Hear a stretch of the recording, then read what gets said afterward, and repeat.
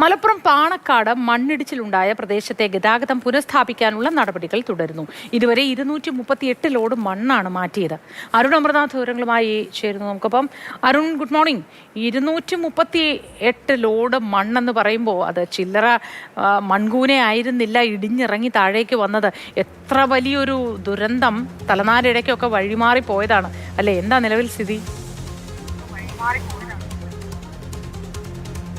മോത്തി, ആ ഒരു മേഖലയിൽ നമ്മൾ ഇപ്പോൾ എത്തിയിരിക്കുകയാണ്. ഈ മേഖലയിലായിരുന്നു അത് മണ്ണിടിച്ചിൽ നടന്നത്. ഇപ്പോൾ നമ്മൾ ദൃശ്യങ്ങൾ കാണുന്ന ആ കുന്നിന്റെ മുകളിൽ നിന്നായിരുന്നു മണ്ണ് അത്തരത്തിൽ നിലത്തേക്ക് പതിക്കുന്നതും നമ്മളെല്ലാം ആ ചെറുതരയുടെ ആ ഒരു മേഖലയിലേക്ക് എത്തുന്നത്. ഇവിടേക്ക് പ്രവേശനം ഉണ്ടായിരുന്നു. ഇന്ന് കാലാവസ്ഥയൊക്കെ തെളിഞ്ഞു.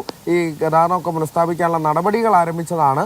അതായത് 200-ന് മുകളിൽ ലോഡ് മണ്ണ് ഇപ്പോൾ മാറ്റിക്കൊണ്ടിരിക്കുകയാണ്. ഇന്ന് വൈകുന്നേരത്തോടു കൂടി ഇത്തരത്തിൽ പൂർണ്ണമായി മണ്ണ് നീക്കം ചെയ്യാൻ സാധിക്കുമെന്നാണ് കണക്കൂട്ടൽ. അങ്ങനെയെങ്കിൽ ഗതാഗതം ഉടനെ തന്നെ പുനഃസ്ഥാപിക്കാനുള്ള നടപടികൾ ആരംഭിക്കാം എന്നുള്ളത് തന്നെയാണ് മുനിസിപ്പാലിറ്റിയുടെയും അധികൃതരുടെയൊക്കെ പ്രതീക്ഷ എന്ന് പറയുന്നത്. ആ ദൃശ്യങ്ങളിലേക്ക് പോയി കഴിഞ്ഞാൽ തന്നെ ഇവിടെ മുകളിൽ നിന്ന് വന്ന് പൂർണ്ണമായും മണ്ണ് ഇടിഞ്ഞതായി കടലുണ്ടി പുഴയാണ്. ഈ പുഴയിലേക്ക് പതിക്കുകയായിരുന്നു. ഈ രണ്ട് ഭാഗത്തായി ആയിരുന്നു അന്ന് പോലീസും മാധ്യമപ്രവർത്തകരും ആളുകളും ഒക്കെ ഉണ്ടായിരുന്നത്.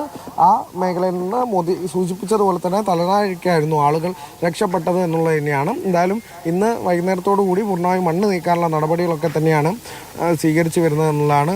ഇന്ന് തന്നെ ഗതാഗതം പുനഃസ്ഥാപിക്കാനാകുന്നതായിരിക്കും അല്ലേ? അപ്പം തന്നെ ഈ പൊതുമരാമത്ത് വകുപ്പ് പൂർണ്ണമായും ഇതിലേക്ക് റിപ്പോർട്ട് തേടിയിട്ടുണ്ട്.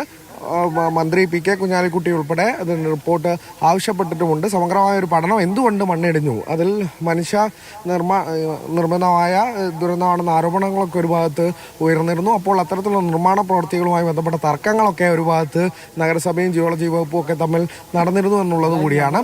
എന്തായാലും അത്തരത്തിലുള്ള റിപ്പോർട്ടുകളൊക്കെ അനിവാര്യം കൂടിയാണ്. നിലവിൽ എന്തായാലും ഗതാഗതം പുനഃസ്ഥാപിക്കാനുള്ള നടപടികൾ മഴ മാറി നിൽക്കുന്നു 2 ദിവസമായി എന്നുള്ളതാണ്. ഇന്നലെയും കാര്യമായ മഴയുണ്ടായിരുന്നില്ല. ഇന്നും മഴ കാലാവസ്ഥ മാനം തെളിഞ്ഞിരിക്കുന്നു എന്നുള്ളത് ആശ്വാസകരമാണ്. അപ്പോൾ ഇത്തരത്തിലുള്ള പ്രവൃത്തികളൊക്കെ പുരോഗമിക്കാൻ സാധിക്കുന്നുണ്ട് എന്നുള്ളത് തന്നെയാണ് മോത്തി.